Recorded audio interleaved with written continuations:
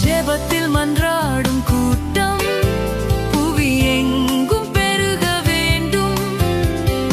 அனலில்லா செத்த வாழ்க்கை நம்மில் அறவே அகல வேண்டும்.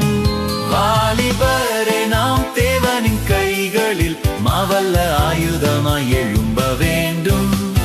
சீர்கெட்ட உள்ளங்கள் சீயோனாய் மாறிட அக்கினி இறங்க வேண்டும். எழுப்புதல் காலம் இதே, தேவனின் எக்காலம் தொனிக்கிறதே. எதிரிகள் பட்டு இந்நேரம் விழுந்திடவே புது பலன் தரித்திடுவோம். மரணத்தை ஜெயித்தவரே, என்றென்றும் நம் பட்சம் இருக்கிறாரே. இயேசுவின் ஜெயக்கொடி நம் மீது பறந்திடுதே.